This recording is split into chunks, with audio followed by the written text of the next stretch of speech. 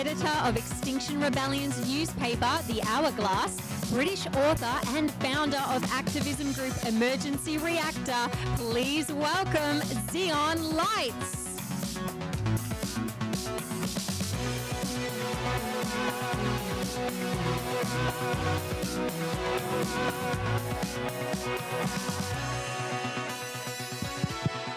G'day.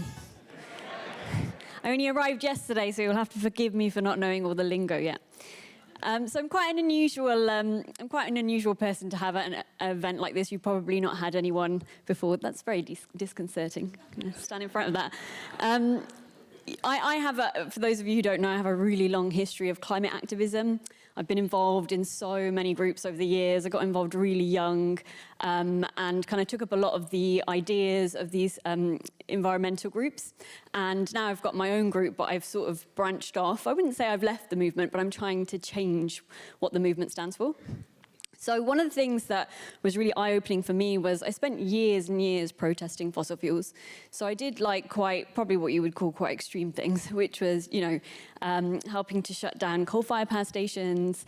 And one time I went to Edinburgh and we camped outside a large bank there, and we shut it down because they're investing in tar sands.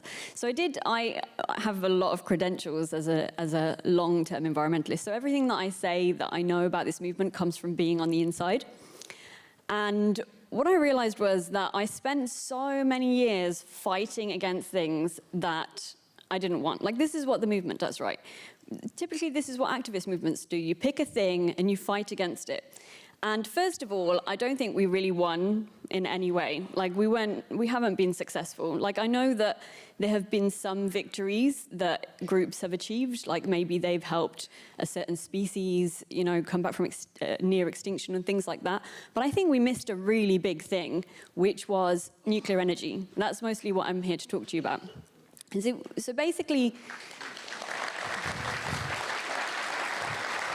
sounds like we have some fans of the atom. So basically, when you join the environmental movement, it is just completely standard that you're anti-nuclear. Like, it's just, it's like, I don't know, taking communion at church. It's just what you do. And I never questioned it. I was young, and I really was worried about the environment. I was worried about species decline. I was worried about global warming. We were learning about it at school. And I got involved with these groups, Greenpeace and Friends of the Earth, and they would tell me nuclear's really bad, kills loads of people. And I kind of say, well, I kind of looked up the figures. I'm not sure that's true. And they'd say it was a cover-up. Industry's really bad. Waste is waste creates demonic. I mean, it sounds like I'm exaggerating, but it's really what they say. Creating demonic creatures, causing all these things. And I was scared. I had a fear response. I was young, I was scared, and I believed them. And I went to anti-nuclear protests, and I wrote articles about how I didn't write about demonic creatures, but I wrote that it was bad, and I was wrong. I was completely wrong. And now, everything that I do now is trying to undo that damage, because I'm in this movement where people say, climate action now, and then they block the biggest thing that could help with their cause, which is building nuclear power stations. So as you can imagine, this caused a lot of controversy. So only a few years ago, I was asked to speak, be a spokesperson for Extinction Rebellion, which is a group that's founded in the UK. So I was up there with the main founders of that group. And it was actually then that I started rethinking quite a lot of my environmental credentials. I'm a bit older now. I have a lot of thoughts about the world, and I was starting to think, that we're still protesting the same things we've been protesting for 20 years. Like, first of all, are we getting it wrong? Are people sick of hearing what we don't want? Can we stand for things instead of against things sometimes? But when I started trying to talk about energy, all I'd hear was renewables. Renewables, that's all we talk about. And I didn't really like that. And a turning point came for me when I was invited to go on the Andrew Neil show. And he asked me, what are we going to do to replace gas? And I wanted to say nuclear because I had actually, over a period of time, changed my mind. But I knew that as a spokesperson, I couldn't say it. So I kind of sat there thinking, I mean, I literally said to him, I'm not here to offer you solutions, which upset everybody. It upset everybody. It upset all the people who are like, she's an idiot environmentalist, she doesn't know anything. It upset everyone at Extinction Rebellion. He said, why didn't you go on and tell them we want political reform? I said, because you keep saying we don't have enough time, we're running out of time to fix the issues. And then you say the solution's political reform. Like, do we have time or don't we? You know, like, you've got to make up your mind. Like, maybe we can fix all the issues and then you can talk about reform. Maybe you can engage with the process, which is what I try to do now. Anyway, we had all these discussions and debates. It was not a happy leaving when I left. It was not, kind of tipped the table on my way out, I think. But I was sick of it. I'm sick of it. I'm just sick of it. Like, we're just not helping. I still care about the state of the world, but why can't we stand for things that are good?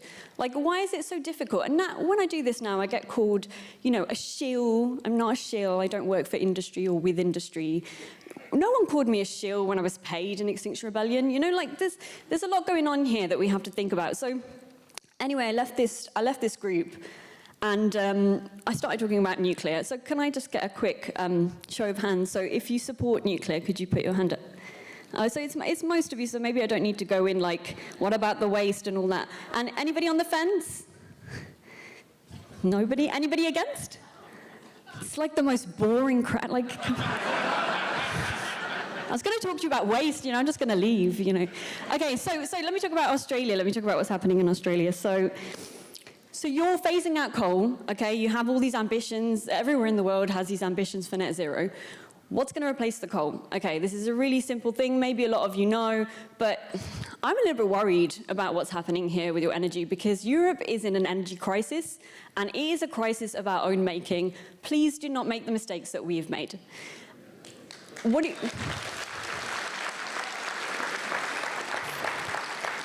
you are doing is you're replacing you're replacing firm, reliable energy, which is coal, which you have a lot of, with intermittent energy. Now, if you want solar and wind, I'm not going to argue with you. Some people love it. They want to build loads of it. You actually have a lot more space than we do, so I can see a stronger argument for it here than maybe in Britain. But you need a backup. I know it sounds obvious, but you'll be surprised how many people don't realize this. Your own energy minister making jokes the other day about how wind is going to fuel everything, solar's going to fuel everything. Not at night, okay? Not at night. Like, what?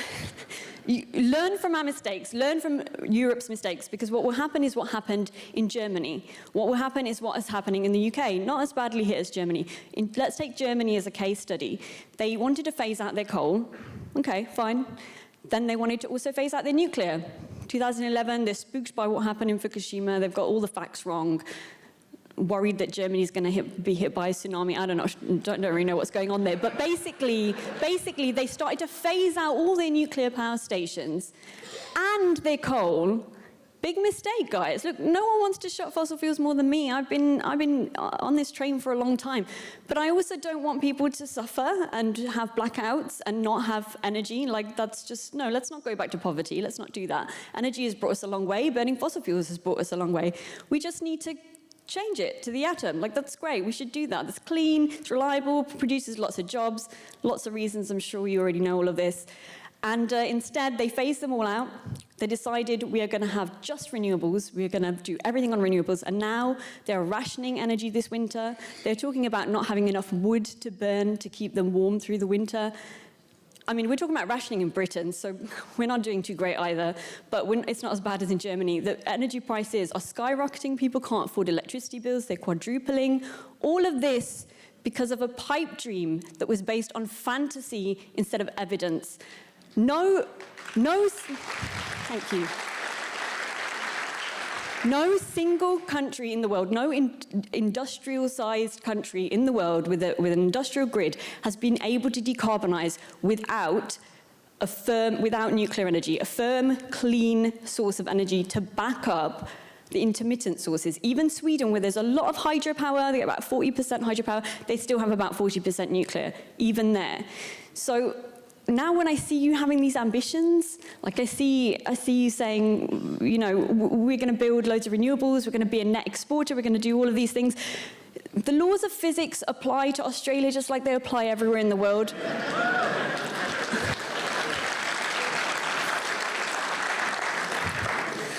I spent 15 years telling people battery storage is just around the corner. We're going to have battery storage. I'm not going to lie to you anymore. I was lied to. I believed it. I take responsibility for that now. I'm here trying to correct that. We've got to get the message out there because people are still waiting on a technology that the laws of physics cannot solve. We are not going to have a battery storage scale that is needed to replace clean, firm energy. We need to build nuclear reactors. Now, what's happening in Britain, we're trying to build them. It's difficult in Britain. You know, there's a lot of different things happening in Britain. But the thing with nuclear is actually all the major parties support it, but we have a shortage of workers. We have a lot of other issues. You guys have everything. Like, I look at what Australia has. I'm thinking, these guys could rule the world. Like, seriously. All right. So you've got a ban, right? You've got a ban at federal and state level on nuclear energy. I don't know why, but you're a nuclear nation. Like, you're part of AUKUS, so you're trying to get those nuclear subs, right? You're part of AUKUS. And you've got ANSTO, which has Opal reactors, they're advanced reactors. It's one of the best science and technology institutes in the world doing world-leading research. They even have waste there, which, by the way, is stored there in a shed because your laws don't allow you to transport it. What about the waste? We can deal with it, but you have to not block the process. Anyway, you have everything at your disposal. You have uranium. We don't have uranium. I think you're the third largest exporter of uranium in the world, and you have all these coal-fired power stations now that you're shutting down that you could very easily convert to nuclear sites. There was a Department of Energy report that just came out, commissioned in America by the American government. They looked at all their coal-fired power stations, the sites that have already been closed and the sites that are being closed, and they found that 80% of them would be absolutely perfect for putting reactors in. And not just that, but it brings so many jobs to those communities. And also, the coal workers aren't left out of this transition, which they shouldn't be. They did nothing wrong.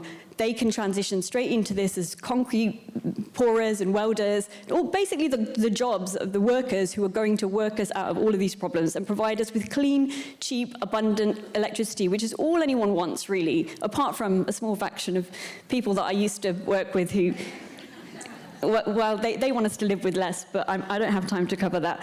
I think my time is, no, I've got time. Okay, so what I wanted to say is that, so you're in a difficult position now because, you're not in power anymore, and you kind of missed the boat, in building new nuclear, let's say that. But, a lot can happen if you have these conversations with people and convince them. And I'm sure, I'm aware of the crowd I'm talking to, I know where I am, but I'm sure some of you do know people in other parties or have politicians that you can speak to. And I really think it's important that you reach out and have these conversations. I know it's difficult and it's very polarized, but this is for the sake of Australia. Like, you really need to look at what's happening in Germany. That's going to impact you all. If you just do this mass build out of renewables without anything clean to back it up, then what are you going to do? They're looking at rationing. No developed country should be looking at rationing for its citizens, telling them how long they can shower for. Like, that is literally what's happening. In California, people were told during the heat wave to ration how much they were driving because they'd bought electric vehicles and the grid couldn't support them. I support switching to electric vehicles if that's what people want to do. But you've got to have the energy supply to back it up. And we've got to stop this nonsense about, well, we'll just live with less. Some of us have been living with less. It makes no difference. We are always going to find, any prosperous nation in the world will always find ways to use more energy. It's just, you don't know what's around the corner. If you think between now and 20 years ago, we didn't all have mobiles and laptops that we had to charge. You don't know what's around the corner. You don't know what will eat up a lot of electricity. All you need to do is make sure that it's clean and it's firm, it's reliable. That's it. It's not complicated to me. Anything else is ideology. Let's not do that, because look at the sinking ship that is. Look at what is happening across Europe now, where we are scrambling to keep our lights on. Even in Britain, we have a plan, which is a backup plan. If we start running out this winter, they will just shut down the power to certain businesses. We have blackout plans. Are we a poor country now? These are mistakes that were made deliberately. Like, they were made with eyes wide open by weak leadership. Don't allow that to happen. Like, have these conversations with people, get the conversation going. And it does convince people. Just remember, I was convinced. I used to be against it. People had conversations with me. Maybe they thought she'll never change her mind, but I did change my mind. And now, I'm one of the main advocates for this sort of technology. So you don't know, even if people are a bit kind of ridiculing you or saying, you're wrong and I just want renewables, ask them where in the world has ever decarbonized with just renewables. Nowhere. And maybe you don't care about decarbonization, maybe you don't care about air pollution from fossil fuels, kills millions of people every year. Maybe you don't care about all these issues, climate change, but you should care about energy because, look, we live these high quality of lifestyles because we have access to energy. And now in Europe, we're losing access to that and we're realizing what it means that we've been lucky for a long time. You don't want to risk that happening here. And actually, when people say to you it's a left-right issue, it's not a left-right issue. The three major parties in Britain support nuclear energy, all three of them. And actually, the Labour government used to hear, right? Bob Hawke, previous late Prime Minister, he actually signed off the ANSTO plan. He signed off that reactor. So I don't know what happened there and why that got lost. I think it's a lack of vision and ambition, and now we're putting all of that ambition into, we'll just power it all with renewables. It sounds lovely, we all want to worship the solar gods. I know it seems really clean and like it's going to solve all your problems, but it actually is going to create more problems than you can believe. And we're talking about this winter, no one's talking about the winter after and the winter after that. Like, we don't really want to think that far ahead. In Germany now, they're finally saying maybe we shouldn't have shut down those reactors, but oh well, it's too late now, right? Like, what happens in a blackout? People are afraid of nuclear energy. What happens in a blackout? People die in blackouts. You don't have lighting, you don't have heating. You don't have really ordinary things that people who don't live in poverty shouldn't have to suffer. I mean, people shouldn't suffer anyway in poverty. We should lift them out too. They're probably going to have to burn a lot of coal, but that's the reality. In fact, you look at China and India. They are burning a lot of coal. I hear a lot of criticism, especially of China here. They're burning a lot of coal. They are, but they're kind of at that stage of development that we were once at. And actually, they're building a lot of reactors too in both China and India. So they're looking ahead in a way that we haven't done. Like, they're going to be superpowers with energy. We're probably relying on them for supply. The rate that they're building, how quickly they can build, because they have the industry, they have the minerals, they have the ambition, and they have the workers. And the workers are the most important people in all of this, because in Britain, when you have these proposals for new power plants, the people that protest are like the really well-off people who go down to these areas, deprived areas usually, kind of seaside towns, been left behind, and they say, we don't want this on our soil. And it's just so much hypocrisy, because actually, well, first of all, the workers there that I've spoken to, they do want them because they want good jobs and they're not afraid of nuclear. And it brings so many benefits to their community. But secondly, all we're doing when we say no, all the NIMBYism does is export that cost abroad to someone else. And now we're seeing what is happening in Germany, because so much of their needs went abroad, right? Like, gas got shut off, they shut their own coal and nuclear. Now they're reopening their coal-fired stations. And it's interesting because the German population used to be like 5 or 6% in favor of nuclear, it's like really low numbers, and the recent poll was over 50%. For the specific reactors that are being shut down, they want them kept open, because guess what? When it comes to energy or poverty, people will choose having energy. But now it's a long and low process to stop the decommissioning. You've got to get back those workers that have gone to other industries because you didn't value them. Like, what a ridiculous situation to put yourself in. It's the laughing stock of Europe, frankly. Everybody's kind of looking, going, maybe we shouldn't do that. And we've learned the hard way, but I look at what's happening here, where you're just taking that first kind of step into, it'll all be just wind and solar power. Don't do it. Don't do it. I know that it's not in your power exactly, but it is in your power because you have a voice. This conference is all about having a voice and having those debates. Get that out there and just remind people that, this is not doesn't have to be an issue that, you guys love it and they hate it. I feel like it's gotten like that here. It's very polarized, a bit more than it is in Europe, or at least in Britain. Just have those conversations, because I don't want to be here in 10 years saying, I told you guys, like I told you so. I want to come back and say, I'm ashamed that Britain split the atom, but you took power of that. Because actually, honestly, you are a nuclear nation just waiting to happen. Don't worry about weapons and getting into AUKUS. Like this war is being fought on energy grounds across Europe. We might be far from all the weapons and all of that, but we are struggling because it is being fought on energy, and we are not doing so great. So that's all I have time for. But thank you for listening and for having me as well. I really appreciate it.